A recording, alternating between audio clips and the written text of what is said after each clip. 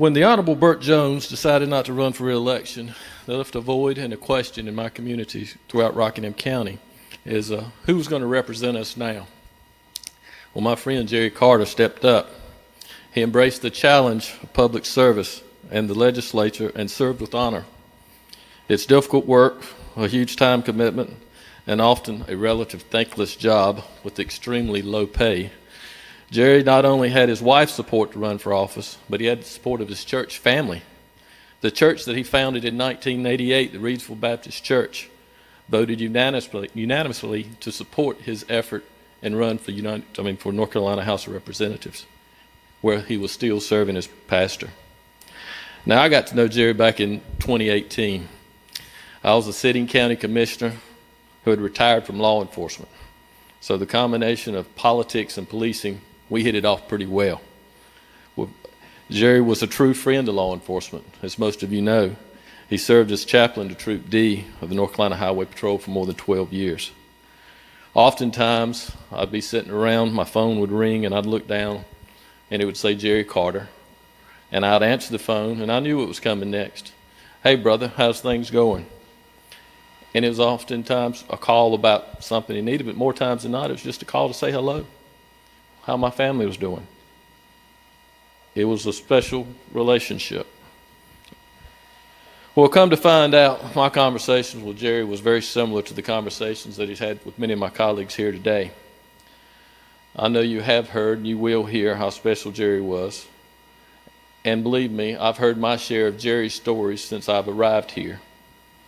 They all seem to have the same theme. Jerry was an extraordinary man who in some way made this place a little bit better. My legislative assistant shared with me today, she said she could always tell in the morning when Jerry arrived to work, said the elevator doors would open and she'd hear somebody whistling and she'd hear that briefcase rolling down the hallway. It means Jerry's there. During my many conversations with Jerry, it became obvious that next to God, his wife of 45 years, Brenda, was the love of his life.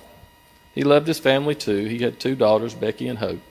Jerry has 6 grandchildren and 2 great-grandchildren. It's truly an honor to have him with us today, especially his grandson and Jerry's namesake, Corporal Jerry Carter Lovings, United States Marine Corps. I'm sure my colleagues join me today in thanking you for your service to our country. Your grandfather was very proud of you. Lastly, on behalf of the citizens of Rockingham County, I want to thank Brenda and all the family, as well as his church family, for sharing Jerry with us. I know as a result of his commitment to the people of Rockingham County, he missed some events and some gatherings that I'm sure he'd much rather have attended, but he fulfilled his duties and his pride with pride and honor. Rockingham County is truly blessed to have called him their representative. Thank you, Mr. Chairman. Speak.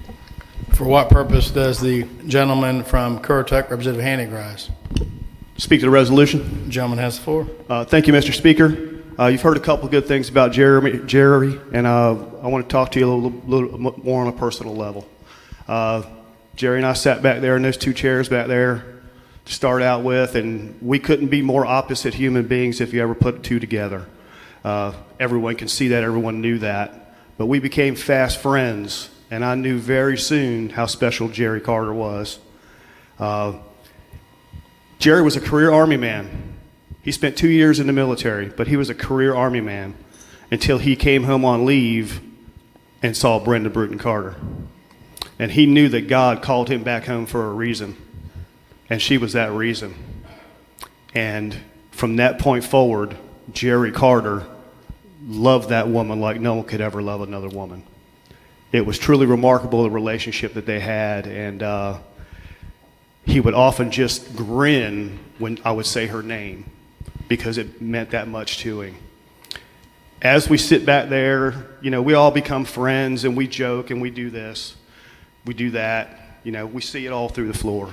Well, very short into our term, Jerry would just look at me and say, "I love you, brother." And he meant it. He meant that he loved me. We were opposite in several views, primarily worked together on most things, He would laugh at my outfits and say, man, I wish I could wear that. And he had a couple of his own that I believe if he had a little bit more time, he would have shown up with them. He showed me some pictures. And I believe he wore one to church and may have gotten a little bit of a hard time on that. I believe it was the yellow one. But I think we could all sit here, everyone that ever met Jerry Carter, and talk about how great of a guy he was and how wonderful he was. But we're never going to be able to capture how special of a person he was. He loved his family. He was proud of his daughters, Hope and Becky. You have no idea. He might have said Hope was a little bit wild back in the day, but he loved her and he respected them so much. Jerry Carter, I can't tell you how much he meant to you, how much you meant to him, and how proud he was of you. And he would often talk about Jerry, how good he's doing, what he's doing, how proud he was of him. He couldn't wait to go see his graduation.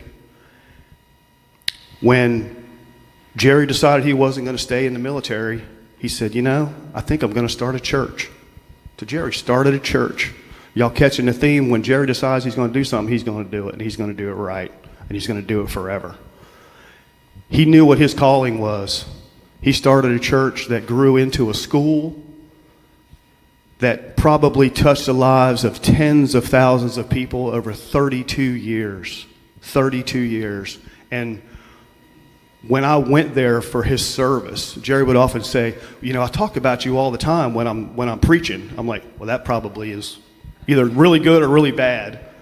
So, but when I went there, I was amazed at how many people came up to me and said, we have heard so much about you. And I was like, well, most of it isn't true, I promise. But it was all good because he was a good soul and he loved this place. This place meant so much to him, and the people that he served with, the best freshman class ever, number one. That's right. He loved us, and he thought we were brothers and sisters. And Jerry Carter is a person, I often think, well, when I leave here, who am I going to be in contact with a year later or 2 years later? 3 years later, the list gets more and more narrow, and it helps you understand how fleeting our time is here.